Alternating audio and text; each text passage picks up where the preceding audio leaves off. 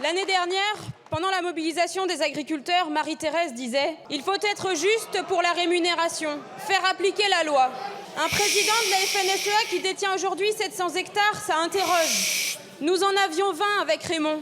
Raymond qui avait son slogan « Pas de pays sans paysans serait très malheureux ».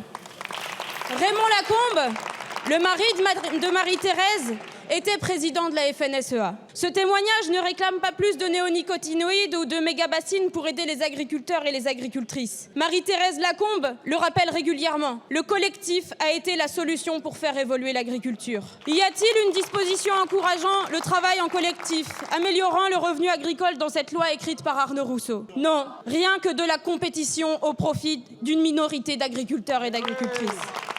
Le 17 mars, Pierre Alessandri est assassiné dans sa ferme en Corse. En 2023, Paul François, paysan charentais, est violemment agressé à son domicile après avoir fait condamner Bayer pour son intoxication aux produits chimiques. Et ces paysans bretons, intimidés pour avoir posé des questions sur l'enrichissement de certains de leurs dirigeants. En Bretagne, en Corse, en Charente, c'est la violence contre les paysans qui est la première contrainte à l'exercice du métier d'agriculteur. Et que fait le gouvernement? Rien.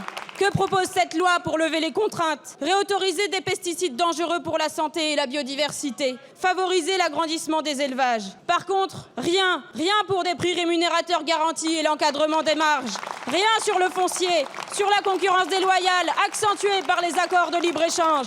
Pire, le sénateur Duplon pointe une agriculture de l'assistanat. Voilà comment les majors de la FNSEA considèrent leurs collègues agriculteurs. La loi Duplon ne profite qu'à l'agrochimie et à l'agrobusiness. Elle symbolise l'un des derniers soubresauts de l'agriculture industrielle. Pour tous les autres, cette loi représente un danger. Avec cette motion de rejet, vous piétinez la voix des paysans et des paysannes qui s'opposent à ce texte. Vous piétinez la voix et la mémoire des victimes de pesticides, agriculteurs, salariés, riverains. Vous tremblez face au lobby. Merci, Madame la députée. Non. Non. Vous le savez.